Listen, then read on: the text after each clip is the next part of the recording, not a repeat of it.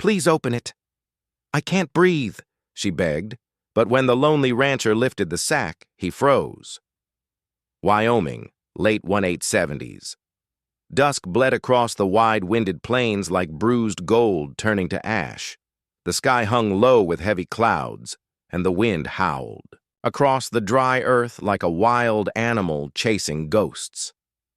On the edge of that vast emptiness stood a lone ranch house, weathered and silent, its wooden bones groaning in the cold. Wyatt Reed pulled his coat tighter as he stepped into the wind. Dust curled around his boots, and his wide-brimmed hat flapped with each gust. He had meant to stay indoors. The fire was warm, and his joints ached more each year, but one of the horses had kicked at the stall again. He could not risk a broken board or a spooked mare. He walked toward the barn with the slow, steady gait of a man used to solitude.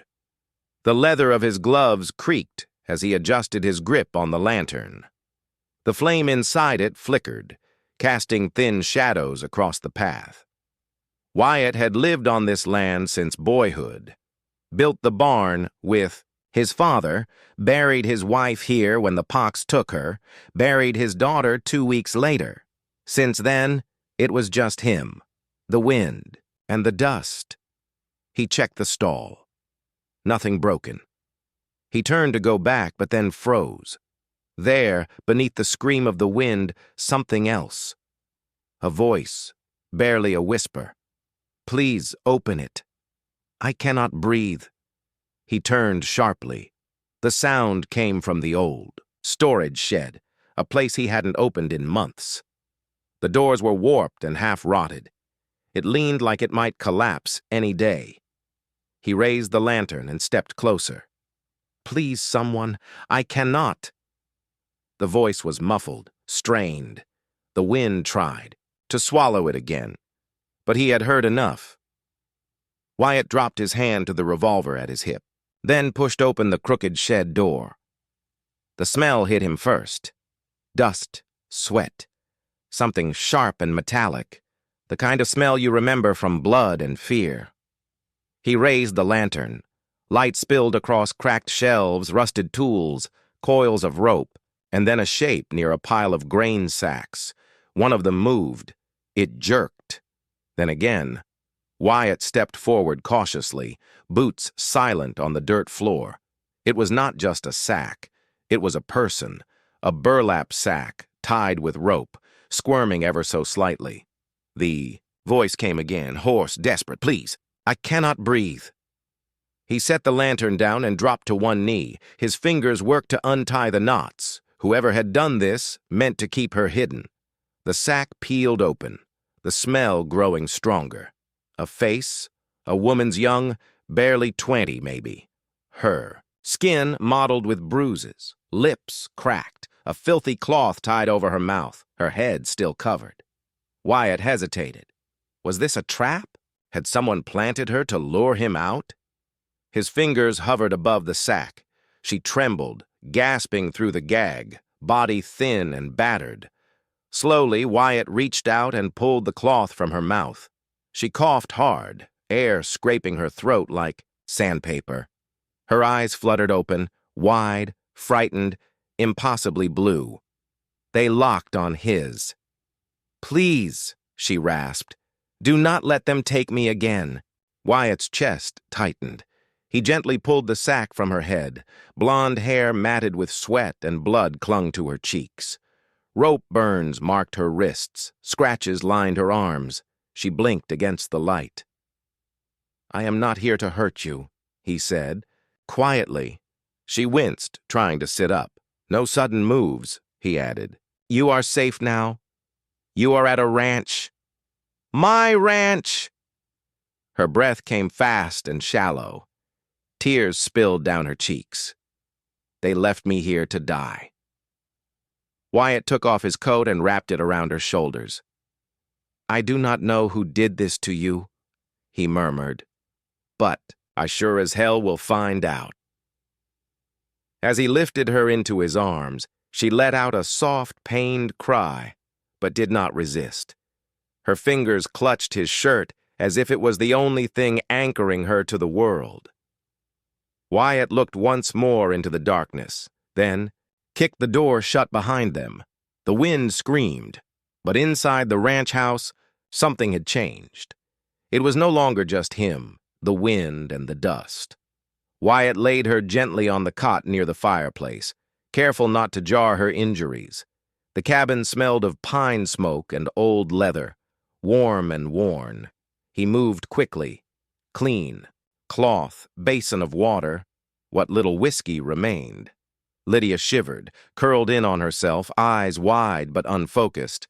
Dirt streaked her cheeks, her wrists raw, lips cracked. "You need to stay awake," he said softly. "At least until I stop the bleeding." She blinked, barely nodding. He cleaned her wounds with quiet precision. The whiskey made her gasp, but she didn't pull away, just clenched her teeth and endured. Wyatt worked in silence.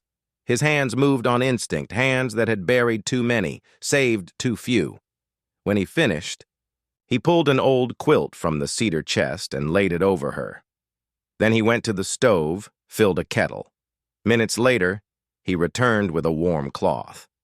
He pressed it gently to her face. She flinched. He pulled back. "You're safe here. Understand?"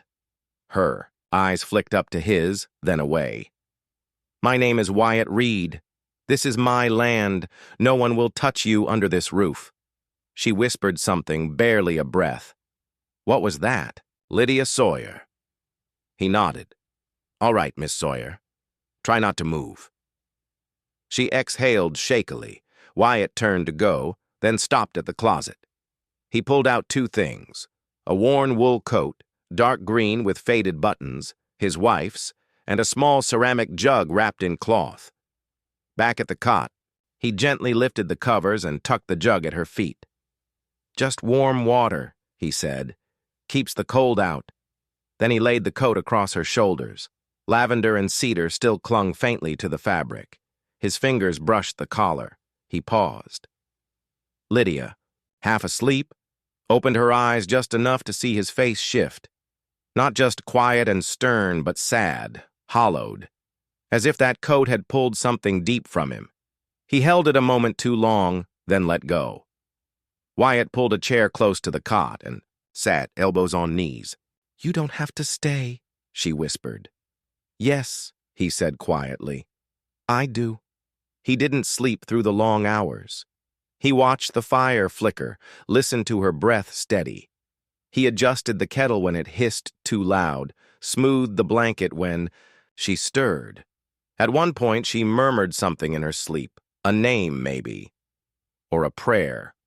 Wyatt didn't ask. He just sat there, hat in his lap, hands folded over the brim. By dawn, the wind had eased. Pale light crept across the floorboards. Lydia slept, deeply now, hands curled in the sleeves of a coat meant for someone else. And Wyatt Reed, who had buried more than most men could bear, sat silent in that wooden chair, daring the past to try again. The morning sun broke over the Wyoming hills, casting a golden haze across the dry pasture. Wyatt Reed stood on the porch, coffee in hand, his eyes scanning the land. Everything looked the same at first. Quiet, still, too still. Then he saw it. Fresh hoof prints, deep ones, not from his horses. These were too large, too recent.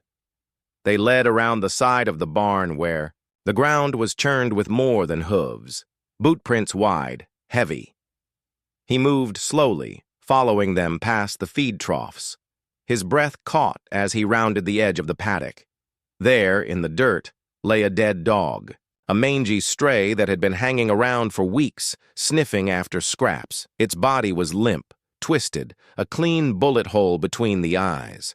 Wyatt knelt beside it, jaw tightening. Whoever had come through last night didn't just pass through, they sent a message. He stood, eyes narrowing, followed the tracks around the property line near the cottonwood trees. Something caught his eye. On the trunk of the largest tree, burned black into the bark, was a crude symbol, a letter, Wyatt's blood ran cold. He'd seen that symbol before years back on bounty posters and whispers in town. It marked the Redmouth Riders, a gang known for trafficking women across the territories, ruthless, organized, rarely caught. They'd branded what they wanted, they were claiming. Lydia Wyatt turned and walked fast, boots kicking up dust. Inside the cabin, Lydia sat on the cot, wrapped in the green coat. Her eyes were clearer this morning, though dark circles still marked her face. He entered without a word and grabbed a lantern. "Put your shoes on," he said. She blinked. "What?" "We don't have time." She obeyed, struggling. To her feet. "What is it?" "They were here last night around the barn. Left me a message." Fear sparked in her eyes. "They know." He didn't answer, just handed her a shawl and motioned for her to follow. They crossed the yard in silence. Lydia limped slightly, but kept up. Wyatt led, her behind the main house toward the old hayshed. Dust choked the air as he pulled the doors open. Inside, it smelled of dry timber and oil. At the back, behind a stack of crates, was a trap door. He knelt, pried it open, and revealed a narrow staircase leading underground. "What is this?" she whispered. "Storm cellar," he said. "My family built it when the war came close, kept supplies, hid when things got rough." He lit the lantern and held it out. "You'll stay down here at least until I figure our next move." She hesitated. "I've been locked away enough." Wyatt looked at her, his voice low. "This isn't a prison. It's a shield. You said they'd come for you." She swallowed hard, then nodded. She climbed down slowly. The cellar was small but dry, lined with shelves and an old cot in the corner. Wyatt climbed down behind her and set the lantern on a crate.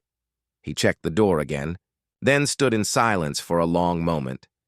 "I've escaped before," she said quietly. "Twice." He turned to her. "First time I broke a bottle and ran. Got 2 miles before they caught me. They beat me so bad I couldn't walk for days." Her voice cracked. "Second time I hid in a supply wagon, made it all the way to a stagecoach stop before one of them found me again." She looked up, tears brimming in her eyes. "They said next time they'd kill me slow." Wyatt didn't move. "I don't know why I'm still breathing," she whispered. "But I want to live this time. I want to live." The words hung heavy in the air. Wyatt stepped forward and, without saying anything, unhooked his old revolver from his belt. He placed it gently on the shelf beside the cot. "If anyone comes down those stairs who isn't me, shoot." Lydia stared at the weapon, then at him. "I don't know how," she said. "You'll learn, and if you don't, scream. I'll hear it." For the first time, she almost smiled. He reached into his coat pocket, pulled out a small tin of jerky, and left it on the shelf, too. "I'll check in every hour, lock the trap door from the outside, but I won't be far." Then he turned, climbed the steps, and closed the hatch. Above, the wind had started again, wild and dry, hissing through the fields. Wyatt bolted the doors, then leaned against the frame, staring out over the land he knew now. This wasn't random. This was war. The wind had calmed by late afternoon. The sun sank low, casting long shadows over the dry fence posts. Wyatt was mending the gate near the corral when dust rose on the southern road. 3 riders. They came slow, deliberate, not like men passing through, but like men who already knew where they were headed. Wyatt stood straight, wiping sweat from his brow. He watched them ride in, boots heavy in the stirrups, eyes hidden beneath wide brims. The one in the middle lifted a hand in mock greeting. "Even, friend." Wyatt didn't answer. They stopped just shy of the porch. "We're looking for someone," the middle one said. "Young woman, brown hair, might have passed this way. She don't talk much," another added with a grin, "but she's family owes us." Wyatt's voice was low and cold. "You her kin?" The older rider spat. "Blood or bond? Don't matter." Wyatt stepped forward. "Kin! Don't stuff a girl in a sack and beat her half to death." The middleman's eyes narrowed. "You're making some bold assumptions." "I saw the bruises," Wyatt said. "Heard her beg for air. If that's family, I'd hate to. See your enemies." The youngest rider shifted. His hand brushed his belt. "You best watch yourself," the old one growled. "That girl belongs to us." Wyatt's voice stayed even. "No, he said she doesn't." A moment passed. The middleman nudged his horse forward. The young one tensed. Then, Metal whispered, a gun drawn. "Last chance, rancher," the boy snapped. "Turn her over." Wyatt raised the rifle fast. One shot cracked the silence. Dust exploded near the horse's hooves. The animal reared, nearly throwing its rider. The three men jerked back. Wyatt didn't move. "Next one won't miss." The riders backed away slowly. The middle one spat. "You'll regret this. She ain't yours." Wyatt's voice stayed even. Not anymore. They wheeled around and rode, off in a storm of dust. Wyatt stood still, watching the ridge until their shadows disappeared. Night came early. The wind stirred again. Inside, he gathered scrap metal, tools, screws. Then he headed for the shed. Lydia sat up as he opened the trap door. Her face was pale but alert. "They came, didn't they?" she asked. He nodded. 3 of them claimed to be kin. She gave a quiet, bitter laugh. "They always do. I sent them away. They'll be back." "I know." He set down a small lock and latch. "This will hold better than the bolt." She stared at it. "You think they'd come at night?" Wyatt didn't answer. Instead, he reached into his coat and pulled out a small blade. He set it beside her cot, then placed a folded note next to it. She frowned. "What's that?" "If I don't come back," he said, "take the knife. Head northwest. 6 milesy. Old Ranger Station. No one uses it, but it's got a well supplies." Lydia's hands trembled. "Why are you doing this? You don't even know me." Wyatt held her gaze. "I know you want to live." He stood, climbed out, and locked the hatch, reinforced the shed door with iron and beams. Each creak of wind raised his pulse, but his hand stayed calm. Inside, Lydia opened the note in Wyatt's rough script. "You don't owe anyone your silence." Not anymore. She folded it gently, tucked it under her pillow, then lay down, one hand resting on the knife, not out of fear, but readiness. Above the moon rose sharp and cold, and on the porch Wyatt sat with his rifle across his knees, eyes fixed on the dark. The storm came fast, without warning. By twilight, the sky over the plains turned a deep, furious black. Thunder cracked like gunfire across the hills. Wind howled and clawed at the ranch house, rattling every window and boarded. Wyatt was still outside fixing loose planks on the northern fence line. He'd told Lydia to stay hidden, to bolt the trap door and not come out until he returned. But storms had a way of breaking plans. In the cellar, Lydia sat curled under a scratchy blanket, Wyatt's note clutched in one hand. Rain pounded the roof like 1,000 fists. The lantern beside her flickered with a dying flame. Her throat ached with thirst. She hesitated, then made her way up the narrow stairs. The kitchen was dark, cold. Wind rushed down the chimney, shaking pots. She moved quickly to the counter where Wyatt had left a jug and cup.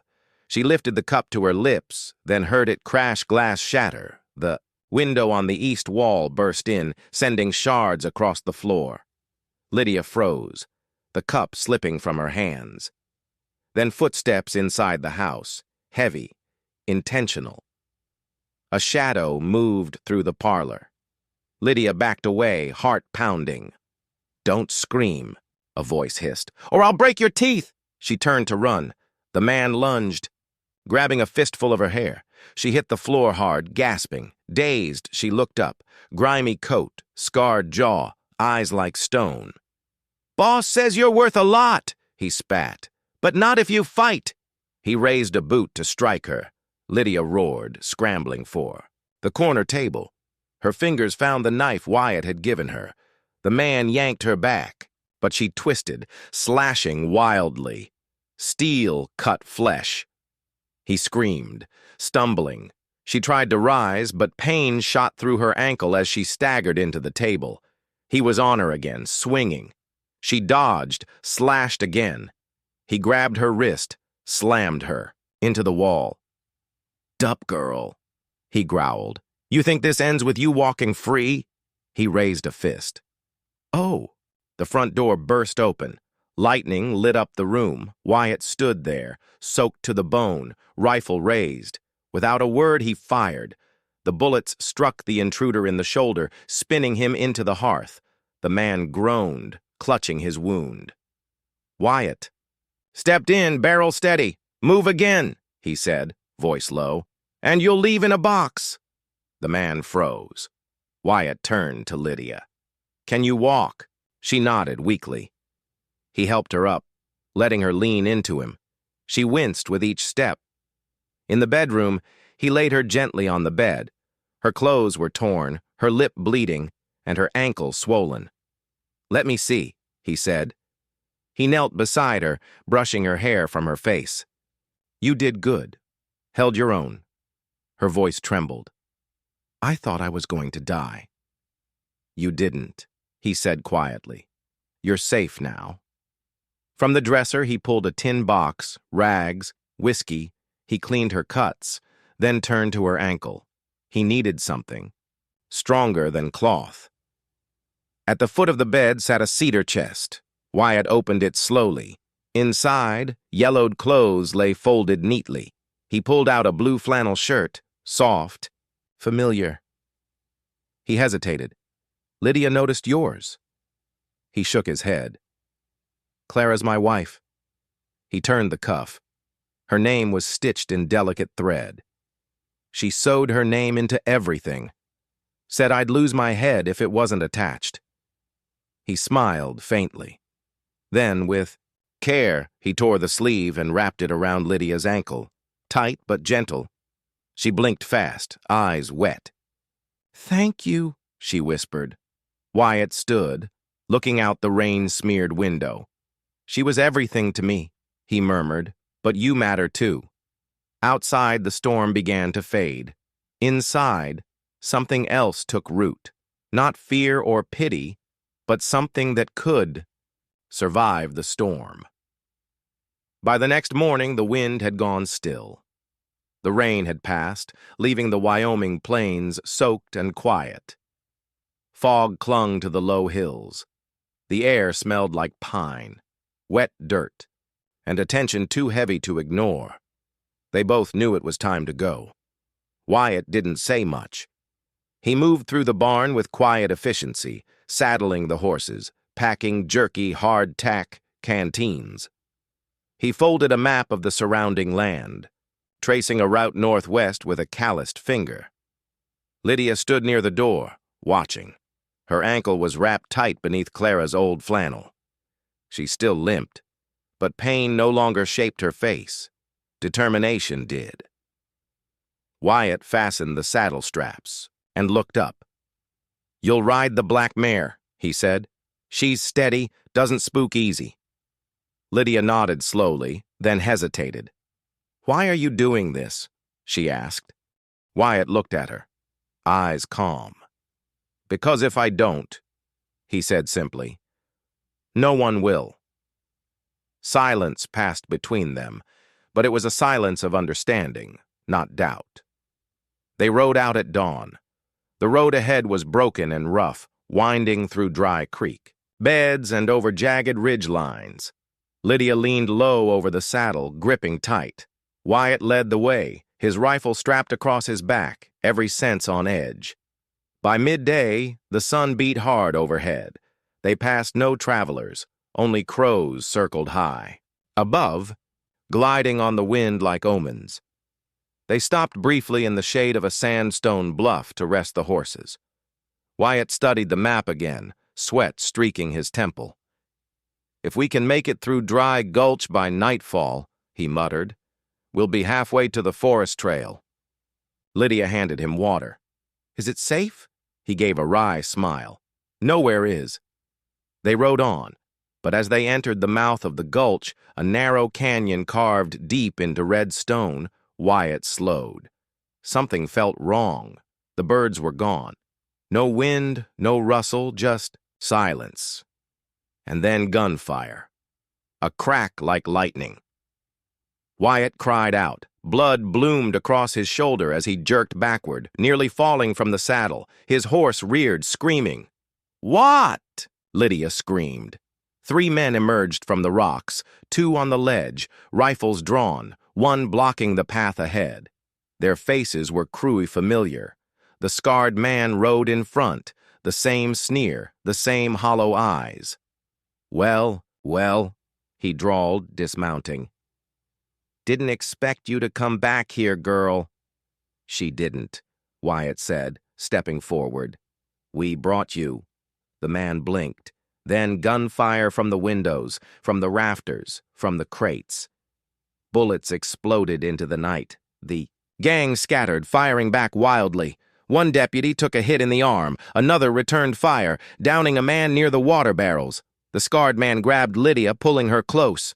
"Thought you could run forever," he hissed in her ear. He struggled, elbowed him hard, and ducked low. Wyatt didn't hesitate. He fired once. Clean, deliberate. The scarred man staggered back, clutching his side. Another man tried to flee through the loading door. Marshall tackled him head-on, fists flying. 2 riders escaped, galloping into the dark. But it didn't matter. The ring was broken. The fight was ending. The scarred man collapsed against the wall, blood pooling beneath him. Lydia approached, slowly. He looked up, face pale, lips twisted. "You are the last one," he rasped. "The final piece, the last prize." His hand twitched toward his belt. Lydia stepped back. Marshall fired. The body fell still. Silence returned. Smoke drifted through the shattered windows. A lantern swung on its hook, creaking. Lydia stared down at the man who had haunted her dreams. She didn't feel triumph. She felt release. Wyatt limped to her side, gently placing a hand on her shoulder. "It's over," he said. She looked at him, eyes full of something new. Hope. Several. Weeks had passed. The courtroom in Fort Rock was small but packed. Dust mows danced in shafts of light, and the judge's gavel echoed like distant thunder. Lydia sat in the witness chair, back straight, hands clenched in her lap. Her voice trembled at first, but her eyes held firm. She told them everything, what had been done to her, the sack, the bruises, the escape. And when Wyatt Reed stood beside her and gave his own testimony, low, clear, and unwavering, the room fell silent. The indicate was exposed. Arrests followed across 3 counties. Their leader, the scarred man, would never speak again.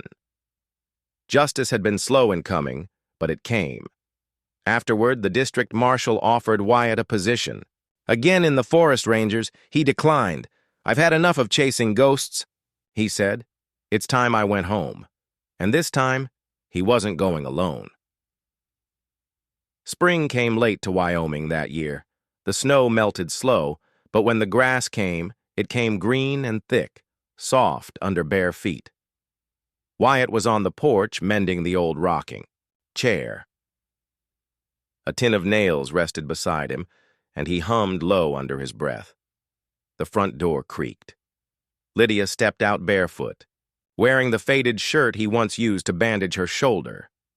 Now it had sunflowers stitched into the sleeves, bright, uneven, full of life. She held something in her hand, a folded piece of paper. Without a word, she placed it in his palm. A marriage certificate already signed. Her voice was quiet but steady. "We could start over," she said, "if you want." Wyatt didn't answer at first. He just looked at her. The way her hair caught the light, how the lines of fear had faded from her face. He set the hammer down and pulled her into his arms. No words, just the long, steady kind of embrace that says, "You're safe now. You're home." The wedding was simple, a few close friends. Music from a fiddle someone dug out of a barn. Children threw wild flowers. Old folks clapped along the beat. The wide sky above them turned golden, the hills glowing like painted silk. Lydia rode beside. Wyatt on a bay mare, her dress light, her smile brighter than the morning sun. People called out blessings, but the only words that mattered were his. As the sun dipped low behind the ridge, Wyatt leaned in close and whispered, "That first night, when you called out from the sack, all I heard was fear." He brushed a lock of hair from her cheek. "But now I hear home. If your heart ached when she whispered, we could start over. If your breath caught when he said, 'Now I hear home,' then go ahead and tap that hype button. Because sometimes the wildest parts of the West aren't the gunfights, they're the quiet moments when someone chooses to stay." Subscribe to Wild West Love Stories for more tales of grit, grace, and second chances under the open sky. A new story's just over the next ridge. See you on the trail, partner.